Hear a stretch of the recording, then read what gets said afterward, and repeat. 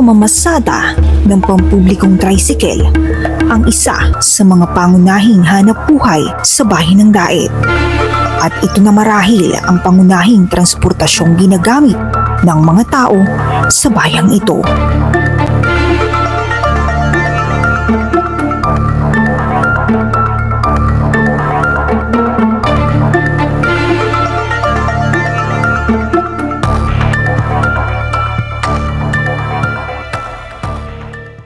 Sa Pilipinas, matatagpuan ang Daet, Camarines Norte. Isa ang Daet sa 12 bayan ng Camarines Norte. Ito ang pinakasentrong bayan ng lalawigan. Maraming pagkakakitaan at pwedeng puntahan.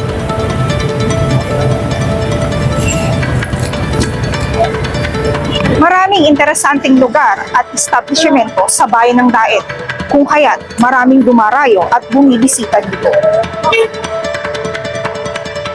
At hindi lamang ang mga karatig nitong bayan ang madalas na pumupunta dito. Marami ding mga turista na galing pa sa iba't ibang probinsya, syudad at maging galing sa iba't ibang bansa ang madalas na bumibisita dito. Ayon na nga sa Department ng Head ng Tourism na si Ma'am Sarical, aniya, pag maraming turista na pumupunta sa isang bayan, ibig sabihin, maraming magiging negosyo, maraming pera. At napakahalaga ng transportation sector. Sa bayan po ng Daet, walang ibang public transportation. May mga public transportation tayo. Pero yung pinaka-obvious, very accessible ay ang tricycle. Kasi ang dami nyo naman, di ba? 2,800 kayo. Ayon sa Daet TRU Chairman Junjun Coreses, ng taong 2023 at kasalukuyan ay mayroon ng 2,800 na tricycle franchise ang bayan ng Daet. 2,500 ang bilang ng mga tinatawag na regular ang prangkisa at 300 naman ang bilang ng mga tinatawag na STF o Special Tricycle Franchise. Ano nga ba ang pinagkaiba ng regular na prangkisa sa espesyal na prangkisa? Ganito ang numero ng isang prangkisa ng pamamasada ng isang pampublikong tricycle sa bayan ng Daet at napakahalaga na merong ganito ang isang tricycle para sila ay makapaghanap buhay. Yung regular franchise, yan yung original na 2,500 na ibinigay ng lokal na pamahalaan sa ating mga kababayan. So ito na yung 2,500, yung matagal nang nagpapasada sa ating bayan. 2019, hindi pa naman ako councilor nung panahon. So yung council nung panahon, gumawa ng isang batas na magdaragdag ng another 300 na franchise. Yun na nga po yung binabanggit nyo ng STF, Special Tricycle Franchise, na ang reason nila, dun daw po sa mga malalayong rural barangay, ay mabigyan ng serbisyo ng tricycle. Yun po yung justification nila noong panahon. So, supposedly, yung STF, talagang meron siyang ordinansa na kung saan doon lang siya pwedeng magpasada. So, kaya siya tinawag na special franchise. Kunyari, Kalasgasan, sentro ka lang. So, yun ang pinagkaiba dun sa mga regular na franchise, which is yung 2,500. So, ngayon, lahat-lahat, 2,500 plus 300, 2,800 ng lahat na tricycle. Ayon na rin sa TRU Chairman, ang kauna-unahang requirements para ikaw ay makakuha ng prangkisa ay dapat na residente ka sa Daet at dapat rin na butante ka sa bayang ito. Bukod dito, meron ding dapat sariling unit ng tricycle. Malinaw rin na sinabi ng chairman na ito ay isang pribilehiyo na libreng binibigay ng lokal na pamahalaan para makapaghanap buhay ang mga tao. Karagdagan na rin ng chairman na hindi na sila nagbibigay ng prangkisa sa kasalukuyan sa kadahilanang marami na ang may tricycle franchise sa bayan ng Daet. Dagdag pa niya, nakasaad sa ordinansa na ito ay pwedeng i-transfer sa kapamilya o sa ibang tao at inamin ng chairman na labas na sila sa mga transaksyon na ganito. Actually, ang franchise ay hindi siya pwedeng ibenta. Ang ina-allowed ng ng batas, ng ordinansa ay yung pag-transfer. So kung may narinig tayo na kung saan nagkakameron ng certain amount, within pag-uusap na lang nila yun. So kami naman, labas na rin kami dun sa usapan na yun. Kasi ano nangyari nga, itong tricycle franchise, parang naging investment na rin kasi ng isang pamilya dahil nga yung mga panahon noon raw ay talagang nagkakameron ng monetary consideration pag-transfer. So may investment ka. So kung may investment ka, kailangan mabawi mo rin yun. So at meron din naman mga certain instances na kung saan may problema sila sa kanilang pamilya, kailangan nila ng cash. Kunyari, pinaka-common dyan yung nagkasakit. So, kailangan nila ng pera. So napipilitan silang i-transfer sa ibang tao na ina-allowed naman ng batas sa kanilang kapamilya o sa ibang tao yung prangkisa. Pero lilinawin ko yung ang ina-allowed lang na mag-transfer sa ngayon ay yung 1 to 2,500 na tricycle franchise. Yung STF na nabanggit kanina, yung 300, hindi po ina-allowed sa ngayon po na transfer. Meron silang 10 taon muna bago nila magawang matransfer yung kanilang prangkisa. Sa aking panayam sa isang operator na si Lea, sinabi niya sa akin kung paano nga ba siya nakakuha ng prangkisa sa kapwa niya, operator. Kasi doon din na lang namin niya nakuha sa tao na nagbebenta ng prangkisa. Sa ngayon kasi, prangkisa pa lang 290,000 na ang bilihan ngayon. Dati kasi, parang yung una naming prangkisa na nakuha, pa lang ay 90K. Ang laki ng itinaas. Ito kasi yung in-demand na hanap buhay ng tao dito. Kasi si Agum, pag nagpapasada, kapag matino ang pasada niya, nakakauwi siya ng 1-2. Nakabili na siya ng pagkain. Sa isang araw lang? Oo, 1-2, depende. Siyempre, kung minsan may mahina, hindi nasap na abot ng 1,000. Pero okay na rin yun. Pero kung halimbawa kasi sa operator yun, mas malaki kung may sarili kang tricycle. Pero siyempre, kung nagbaboundary ka, bawas pa. Yung maintenance po? Maintenance sa amin. Operator po Oo. yun. Sa operator ang maintenance. Yung gasolina po, ma'am, nila, sa inyo din po? Sa kanila na yun. Kunyari, 1.5 kita nila. Lalabas na din yun yung gasolina. Pero yun nga, hindi pare-parehas yung kita. Kasi merong nang mamasada na nag-aantay lang na magpunta yung pasahero. Kumbaga nakapila. Pag nakapila ka kasi, syempre sa dami na nakapila. Aantayin mo pang makaalis yung mga ibang tricycle kasi sunod-sunod kayo. Yun, bihira. Kasi kung bihira rin yung nagpasentro sa lugar ng pinipilahan nila, mas mahina. Pero kung round ka lang ng round, mas malaki lang. Pinuntahan ko ang TRU office upang malaman kung paano ang pag-renew ng tricycle franchise. Dahil ito na lamang ang mga transaksyon para sa mga prangkisa. Or renewal lang po ito, sir? For renewal lang. Pero kung halimbawa, sir, Kung ano yung nag-i-exist, yun na yun. for renewal na lang po yung Ang ano yan, ma'am, renew yan po mga requirements. Okay, sir. Ito po, sir.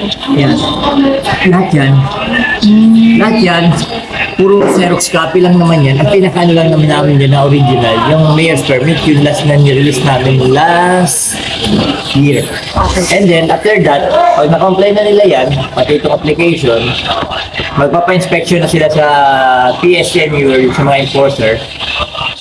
Yan naman ang hiting na nila, yung 9 to 20. Okay, sir. 18th Council pa nun, may ipinasa silang resolution na within 10 years, moratorium na walang lalabas, walang panibagong prangkisa na ilalabas. Okay.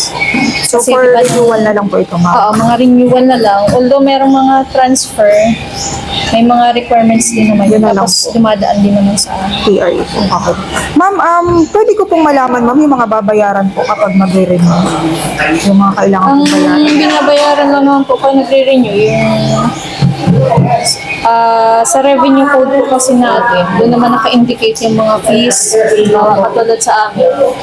Sa ngayon, 2025 ang binabayaran sa treasury, hindi yung sa opisina namin. Treasury na po. Dito po sa LGU.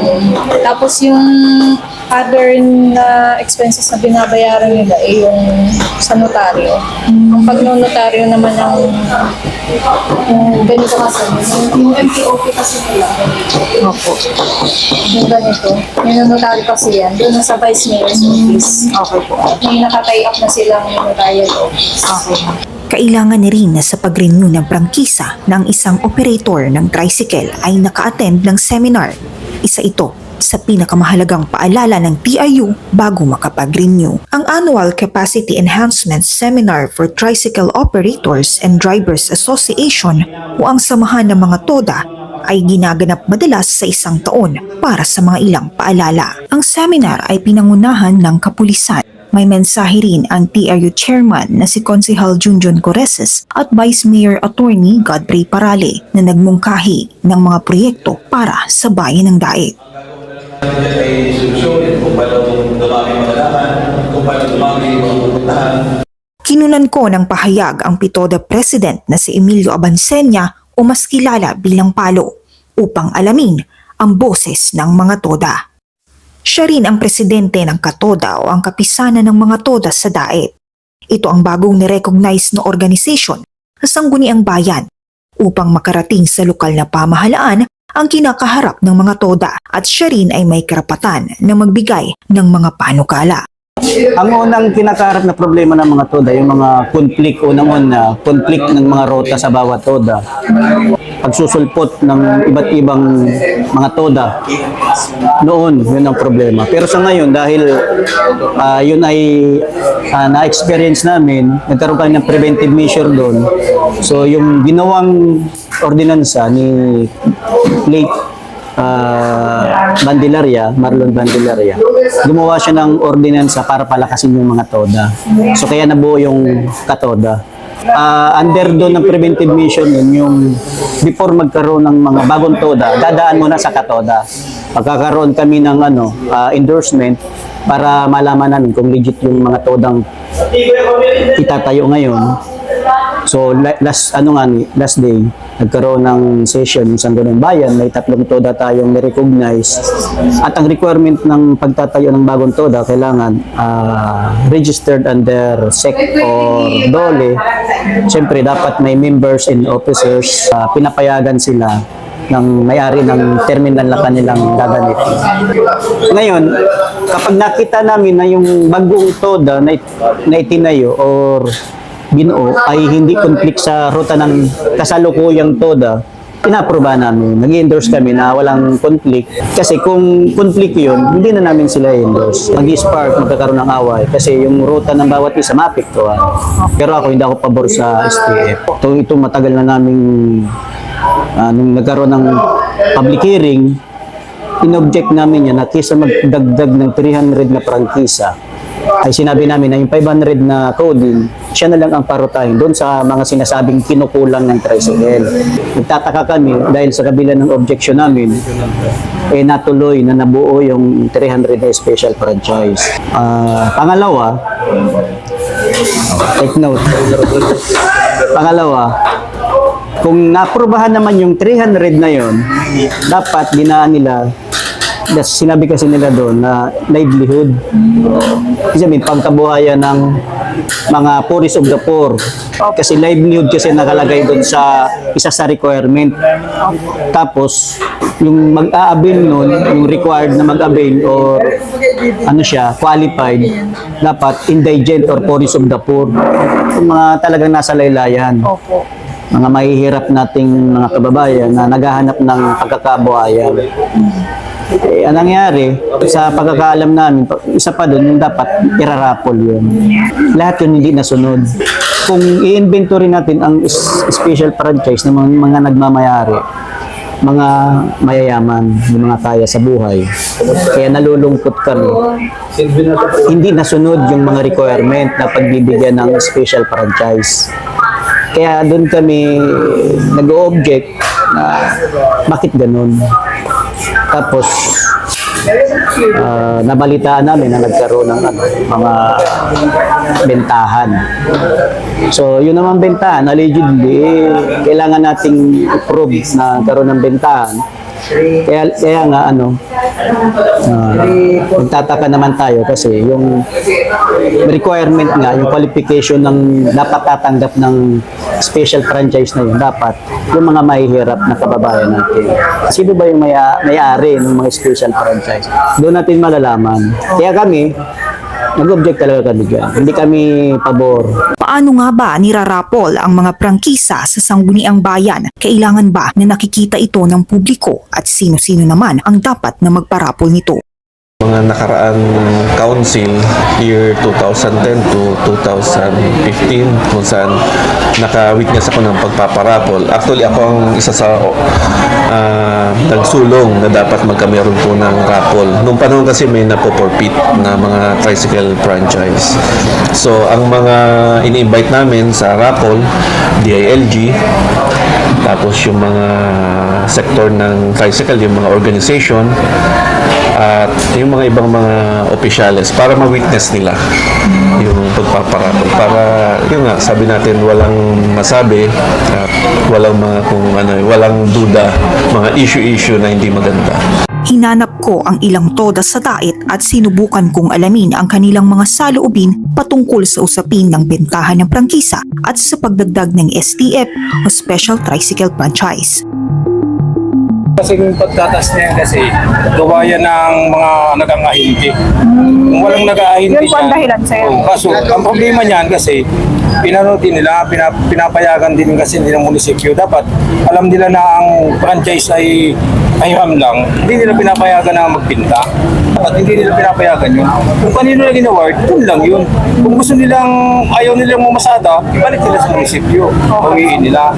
O yun ang pinakamaganda doon. Kaya walang magbibintahan niya. Kasi pahiram lang naman yun eh. Pinayagan kasi nila. Hindi naman papayag kasi yung halimbawa, ako may prangkisa na dati na, tapos isasauli ko, paano Kasi nagpirang... pahiraman yun eh. Ginamit mo ba na kasi yun eh. Yun. Kung ginamit mo na yun. Hindi na. Kung baka sa ginamit mo na yun. Kung baka sa pahiram sa iyo para maghanap buhay mo. Ay, ayaw mo na maghanap buhay. Gusto mo ibinta. Dapat hindi talaga dapat ibinta yun. Dapat hindi nabalik sa munisipyo para hindi Nga gusto namin pa. STF number 200. Ngayon, sasahuling pa yung gano'n. Yun namang STF. Ano nga sa... Ang suggestion sa STF. Kung hindi pinaburan ng mga... Kasi mapamiting yan, di ba? Papatawag ang mga presidente ng TUDA. Lahat yun. Siyempre, kung hindi sila nag-aproba doon, hindi yun maibibigay yung STF na yan. Hindi yun may papaburan. Ay, ang problema, isipin may coding na 500. Sinasabi nila na nagkukulang ang tricycle sa kalsada. Eh, may kudong na 500. Ibinalik na lang sana nila yung 500 sa kalsada. O di nagdagdag ng 300. Kilala po ba kayong may special na prangkisa po sa inyong samahan? Dinadala ko special projects. May special. Sir, paano mo po ito nakuha? Ay, hindi ko yan. Pinaboundaryan ko lang eh. Raffle daw yan. Ngayon, hindi naman naganap yung raffle na yun. Talagang bibili ka doon sa loob. Sa loob po ng munisipyo, sir. Yung sila doon sa akin. So, sir, ano po, paano niyo, sir, nakuha yun? May nakausap po kayong tao doon sa munisipyo mismo po? Ano yan, munisipyo. Mismo sa munisipyo yan. Sa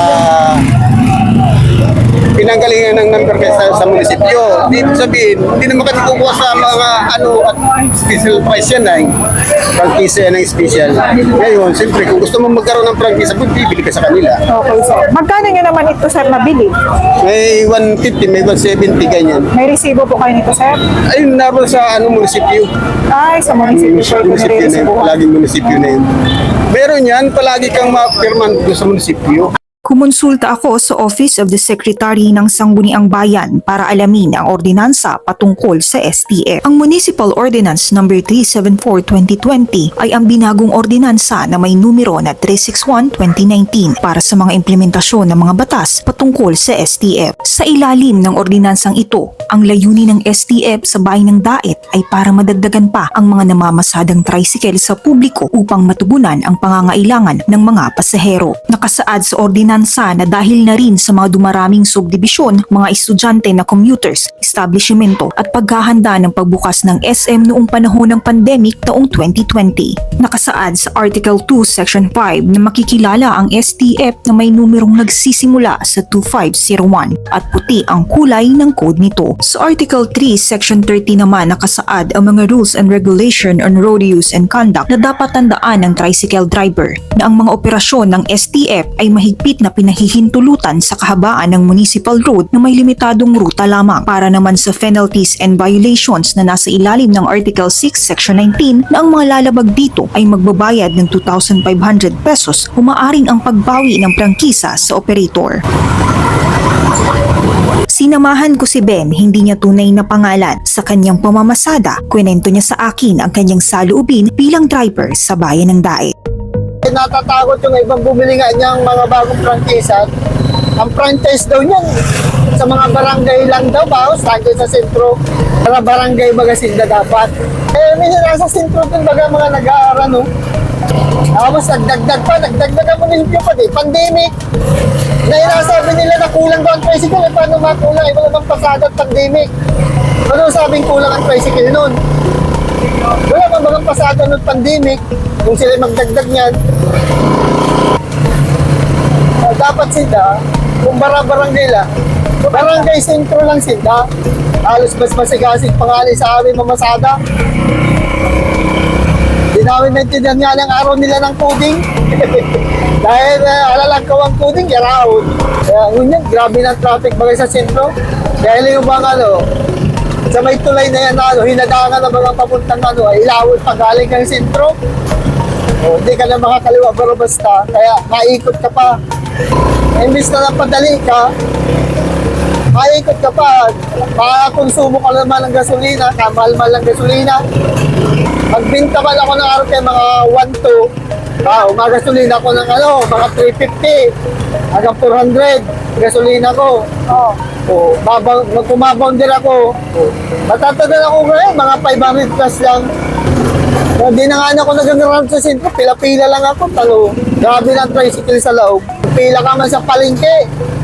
Ako pong kaduman ng mga PSP o pulis. Mag-iikot ka man, nakapirang ikot ka na, mayo mang masakay at sa daming tricycle daw ka mga kompasahero. Kaya karamihan bagay yung iba, naging sapalera na lang magpila kahit bawal sa hinangan ng pasada. Kitan man bahala na. Yun ang kaiba. Kaya mag-iikot ka man nga, mag-iikot sa sentro, sa rami ng tricycle. Halos di ka makapika pa sa hero. Malaki ang kinawalan ng mga driver dyan sa state na yan. Ang sabi kayo sa munisipyo, pag may prangkisa ka na, hindi ka na pwedeng kumuha ng state at ipaparapol. Yung maraming unit pa may mga kwarta, bakit nakakabili pa ng prangkisa ng state? Pero may mga lumang prangkisa. Coding ako sa aga, tapos Lunes, coding na naman. Sa tono ni Ben, halatang dismayado siya sa pagpapatupad ng espesyal na prangkisa sa bayan ng Daet. Bilang isang tricycle driver na nagbaboundary, paulit-ulit niyang sinasabi sa akin na mahina na ang pamamasada sa panahong ito. Kwento pa niya na marami ring kapwa niya driver ang napipilitan na lang na mamasada para kumita. Sa aking panayam sa isang lehitimong miyembro ng kapisanan ng broadcaster ng Pilipinas na si Kagawad Chomit Umali ng Barangay Magang, binahagi niya sa akin ang kanyang mga nalalaman at opinyon tungkol sa pagtaas ng presyo ng prangkisa sa bayan ng Daet. Halos inaabot na ng 300,000 Yes, sir. ang presyo ng tricycle franchise or itong mga number. So, way back nung 90s, ang pagkakaalam ko ng prangkisa, inaabot lamang yan noon ng 3,500. No? 3,500. So, medyo ginawa ng negosyo ng ilang tricycle operator yung sinasabing nagkaroon na ng presyo ang prangkisa. But speaking of kung magkano ang franchise, libre yung ibinibigay ng munisipyo. And kung sakali na may mga tricycle unit na hindi na nagagamit, yan ay automatic ibinabalik ng Sangguniang Bayan, and based dun sa regulation ng Sangguniang Bayan, yan ay niraraffle sa mga interested and qualified and legit tricycle drivers dito sa Daet. So, nagkaroon ng additional 300 franchise. Hindi ko malaman kung ano yung logic ng Sangguniang Bayan, particularly yung nakalipas na council ng Sangguniang Bayan. Ano ang logic? Nagbawas kayo ng 500 per day, pero magdadagdag kayo ng 300. Di ba?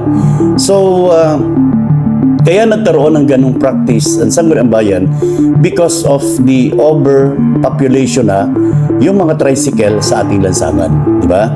So lumalaki ang populasyon ng Daet, but hindi naman lumalaki ang mga kalsada.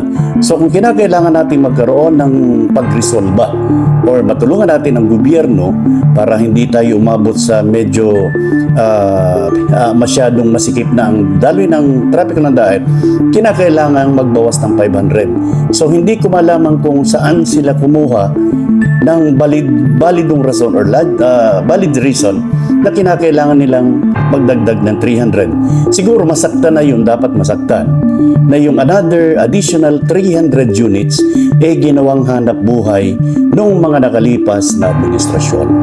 So, ang bentahan nun, may 150, may 170, no? Based on my information as the local broadcasters dito sa bayan ng Daet, and hindi naman kasi ako matatakot magsalita nung talaga nalalaman ko because I am a legit member of KBP.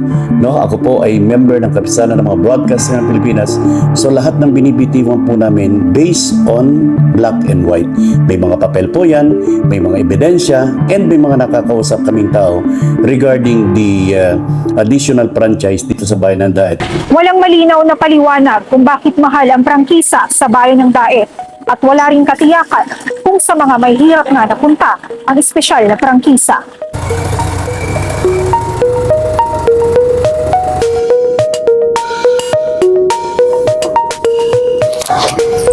Ako, si Rizabel Lopez, para sa Gintong Prangkisa, ang aking dokumentaryo.